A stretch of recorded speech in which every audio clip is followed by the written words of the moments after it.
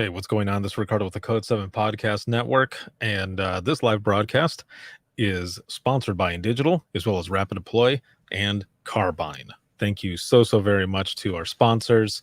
And so I just wanted to jump in here for a moment, just to talk and kind of reflect on today. There's a lot that's been going on, and today is National IM 911 Day. Today marks the 5-year anniversary, and let me pull this up here really quick. Bam, there it is. All of those who are joining in, if you can please share this broadcast, throw in some reactions and a roll call of wherever you're at, wherever you're watching. So yeah, this is 5 years now. This is crazy. 5 years ago today, this launched, and it became bigger than I ever thought that it would. Kelly, what's going on, yo? I am looking forward to tomorrow for the training day, to have you in there as the MC. It is always a lot of fun. Leah and I are ready to go, and we've got some music that we're going to be playing as well. But yeah, 5 years ago, both of the big 911 organizations were pushing hard for reclassification. And one of the things that I noticed that both of them that they were asking for were stories. Now, they were also looking for hard data and a bunch of other things, protocols, procedures, just stuff to prove that emergency 911 dispatchers and call takers were different from commercial dispatchers, as well as clerical workers and such. So, and I had been watching it close for a while, and then this would have been I'm pretty sure it was the National APCO conference that was in Orlando. So the week later, a week after that, again, I had been watching what was going on, and I thought, I want to help out. I want to help out somehow. So I remember I sent an email actually out to both organizations saying what I was going to do, and that I didn't know how it was going to go, but that I was going to do this to see if it would help, if it would, if we could raise awareness on the reclassification issue. But I wanted to do it dispatch style. I wanted to give a raw look, a glimpse into some of the calls that I had taken, and ask others to do the same thing. And I put it out there, and I again, like I said, I had no idea that it was going to go down the way it did. So let me bring this down here really quick and pull up the next one. So this was the one that I did here. I remember this call. I remember this call like it was yesterday, but as always, with calls like this, it's a lot easier to manage it. The impact of it, the more you share stories, especially if you've been holding it in for a while. And so this was the one that I had put out there. And I remember when I created it, I thought, man, this is a tough look, a glimpse into this phone call that I took, but also into what this job is like, what it's like for us when we're taking these calls, that we're not just taking the call, that we are with the callers throughout the entire thing. We're feeling it, we're putting ourselves in their shoes to be able to relate to the call and what is going on, and to get all the information to be able to get out to the field responders. So I started it with this. I heard your last breath the night you flipped your four-wheeler. Hashtag IM911. And I put it on the podcast page, and I pinned it to the top, and I said, this is what I'm trying to do. I'm creating this this movement, this I am 911 movement. And I would like for all of you to do something similar. Just share a glimpse into one of the calls that you have taken. And the reason I did it this way, I heard, or I was the one, claiming it and adding I am 911 is because for me, it's like another way of communicating with those that I was talking to back then, that, kind of reaching out to them. I'm never going to meet them, but if they were to happen to see this story, they would know that they were not alone, that I was there with them that entire time, and that it sticks with me as well. So that's why I wrote them like this, and I asked others to do the same thing. And I remember leaving from my in-laws after I had posted this, and my son Logan and I went over to my mom's. So this was about a 10 or so minute drive. And in that time, the notifications just kept going and going and going and going and going. And I remember my son asking me what I did. And I said, I think I struck a chord. And it was enough that my notifications stopped. Like it didn't work anymore. There was that many notifications. There was that many stories that were coming in. But I think one of the things that really set it off was me saying, if you don't know how to create a meme, just send the text and we'll do it for you. And stories were coming in just over and over and over. And it was amazing to be able to get all these stories and put them out there as fast as we could. I ended up having to get 2 more admins to come on to help because that's how many were coming in. We would finish one story and 10 more would come in.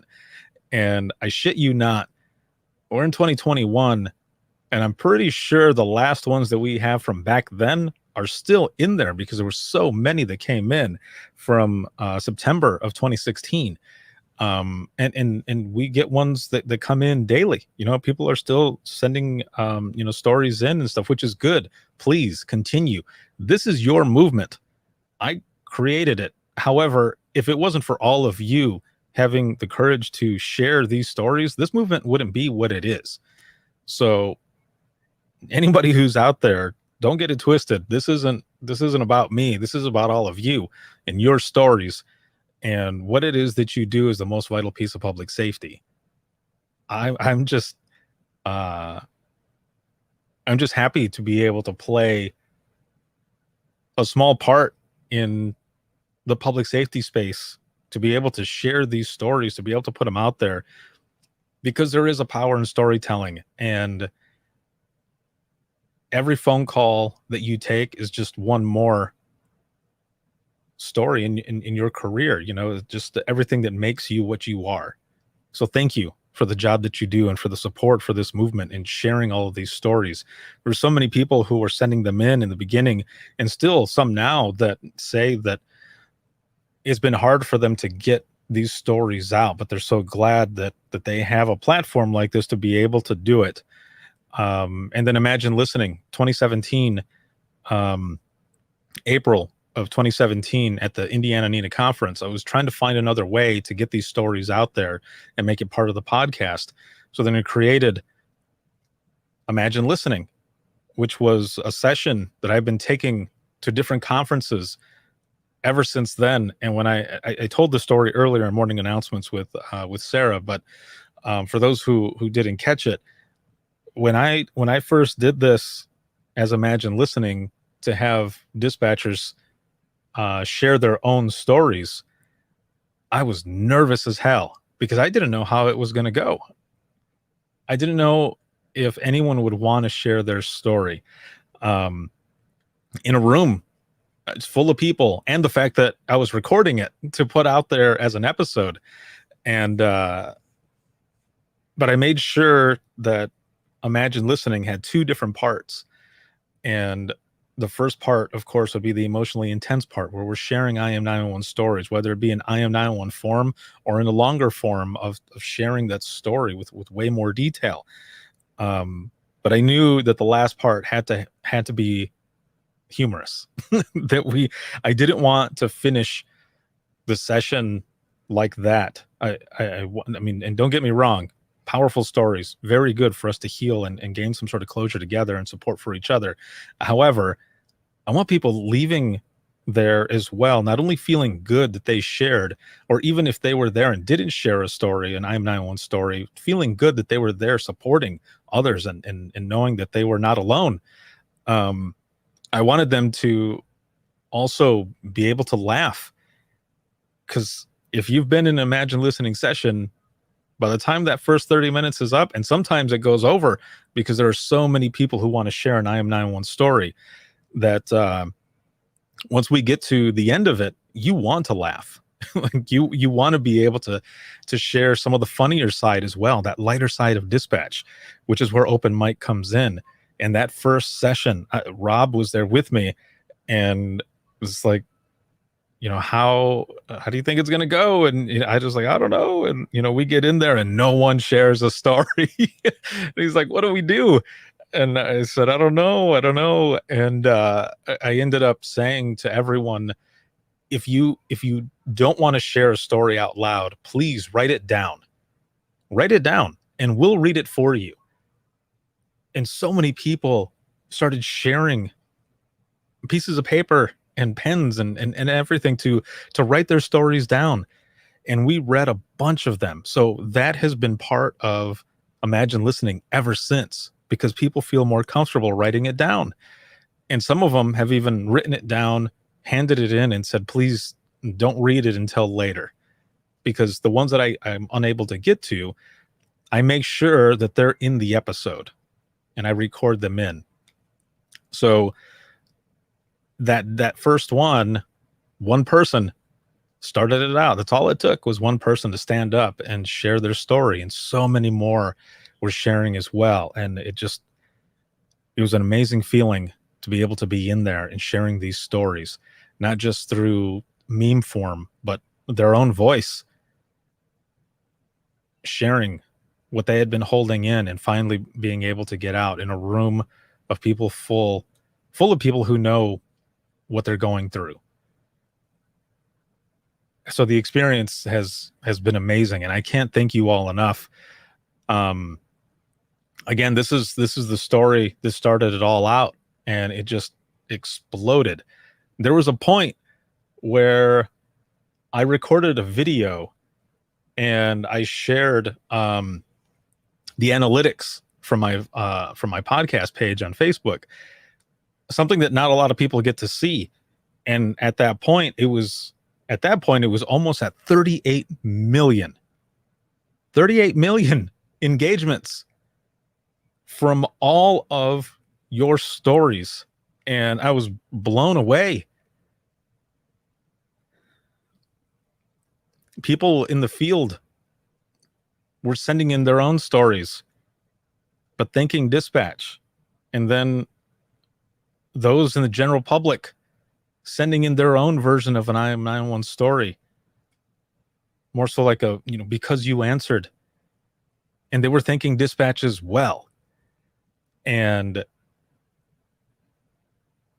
again, it was something that I never expected, because so many people were thanking dispatch and seeing them for who they are and what they do.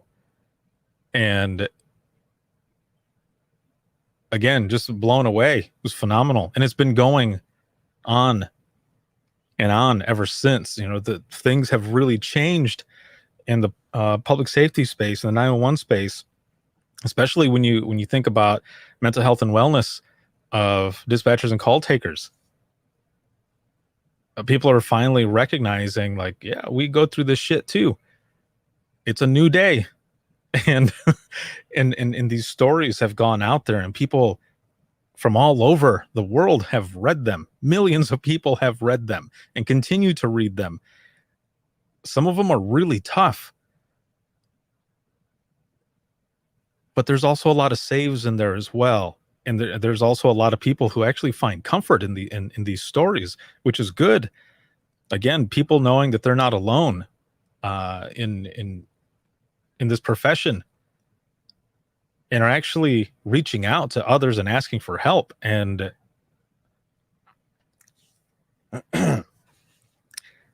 That's probably one of the biggest things. One of the best things about this is that, there's always been that stigma where you feel like,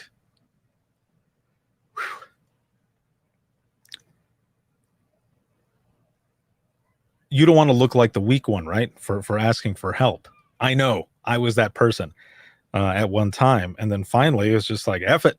I need to talk to somebody. But for me, in the beginning, it was easier for me to write all these stories out, and then of course doing the podcast as well. It was therapeutic to be able to do it, and so many people are now asking for help and also sharing their stories, and it's amazing. I mean, you look on the news now, a lot of times what you see is, short staffing, or, you know, dispatchers taking these stressful calls, and how it affects them, the impact. And before, the only time we saw stuff in the news, rare good ones, right? But a lot of times it was the stupid shit that people would put out there. But now people are seeing what dispatch does, and it's just been amazing. Again, this whole thing started as a way to raise awareness for the reclassification issue, but it quickly turned into peer support. And that is really what the movement has been pushing. Don't get me wrong, it's doing a lot to raise awareness for reclassification as well. However, when we think about mental health and wellness, peer support, just all of us coming together to understand and support each other, this is what the power storytelling is all about, as well as the I Am 911 movement. And it continues to grow. And just to look on Facebook alone to see this graphic right here, all over the place, people sharing and turning it into their profile picture for today, temporarily changing it for today. It's just, I don't even have words for it. It's just awesome, and I thank you so much for the support. Again, this whole movement wouldn't be what it is without all of you, the job you do, and having the courage to share these stories, because it's not easy. It's not easy, the job for one, but also to share some of these stories. But please do continue to share, because this is how we heal. And a lot of others are getting a lot from it as well. Now, I know I've shared this story before, but I will continue to share it because it's important. Someone a few years ago had sent a message just saying thank you for the movement and these stories, and they'd mentioned that they couldn't say anything else because it was a public page, but just that they wanted to say thank you. And I ended up reaching out to this person privately, and I spoke to them, and they had mentioned that they didn't want to live anymore. However, what changed the person's mind were your stories. They somehow stumbled upon the movement and the stories and read every single one of them. And by the end of it, they didn't want to end their life anymore because, one, they didn't want to put their family through that. But ultimately, the main thing was because they didn't want to put the dispatcher through that. And at the end of it, the person said that I will never know the impact that this has caused. And I probably won't. I probably won't ever know. But the experience has been an amazing one. And I just have to give thanks to all of you, because it wouldn't be what it is without you. So thank you. Whew. Trying to hold it together. Oh, man. there are a lot of notifications that have come in. There are a few more stories that I'm actually creating to put out there as well. But if you have any stories, please send them in, whether it be to any of the social media inboxes or wttpodcast@gmail.com. The other thing is the industry partners. The industry partners have also really put support behind the I Am 911 movement, and all of you, what it is that you do on a daily basis is the most vital piece of public safety. One of the Imagine Listening sessions, before I go here, one of the Imagine Listening sessions that really sticks out to me was in North Carolina. I was the keynote speaker there, and I was doing Imagine Listening. And Imagine Listening, what I didn't know at first was going to happen in the amphitheater. Now, the amphitheater is also where all of the industry partners were set up. That was the expo hall. And I remember all the seats were full. It was packed. It was, people were standing in back of those who were sitting. And I remember, my buddy Rob was there as well, so he was helping me out with it. But I remember I was standing up front, and it hit me that while we're going through this session, that all of those industry partners are going to be listening to what it is that we're talking about. And I remember getting on the microphone and I said, this is really quick, just to all of you industry partners that are here in the room with us. If you don't know what dispatchers and call takers do, like really do or go through, you're about to hear some shit. And I said it just like that. And everybody started laughing. And some of the industry partners too, and other ones were like, huh? Really? Because they didn't know what was going on. And we started, and I shit you not, about 5 or so minutes into Imagine Listening, a lot of the industry partners were standing in back of the attendees, and they were listening. Some of them even getting emotional. And it was awesome to have those industry partners there really listening and taking in what each attendee was saying as they were sharing their stories. It was an awesome moment. At the end of the day, several of them came up to me and said thank you for the session, that they know, that you all are answering calls and that it's a stressful job, but they had no idea that it was like that.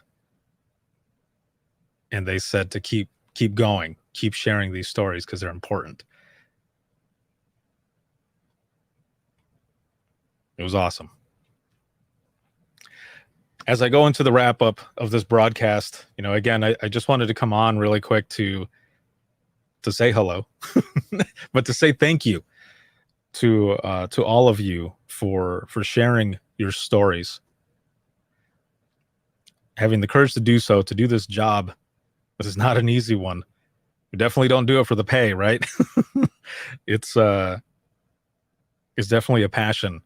It's something that gets into your blood, and just it does not go away. And I love it. And I'm just proud to be part of all of this, and all of you. I'm grateful, and thank you for the support. Continue to share these stories because they're important. There are some things that are going to be coming up here pretty soon that is going to highlight more of the movement through some outlets. I can't say yet what it is, but I swear to you, it's going to be good. And I can't wait to share it with you. So today marks 5 years. Here's to the next 5 years of continuing to share these amazing and powerful stories from all of you. So again, thank you for the support, because it wouldn't be what it is without all of you. This live broadcast has been sponsored by InDigital, Rapid Deploy, and Carbine. If you have any comments, questions, or you want to be a guest, you can email us, and that'll be wttpodcast@gmail.com. Also, any stories, any IM901 stories that you have, you can send them there to that email address as well. Any bonus content, you can check us out, patreon.com/WTT podcast. This session can be seen on Facebook, LinkedIn, YouTube, as well as Twitter. And the flagship show, which I have several episodes on deck that are going to be coming up. So look out for those. They're all awesome episodes. You can check those out 24/7 on Apple Podcasts, iHeartRadio, Spotify, your favorite podcasting app, and withinthetrenches.net. Thank you all so very much for what you do. And the IM901 movement continues. Have a good one, everyone. And I'll see you in the next one.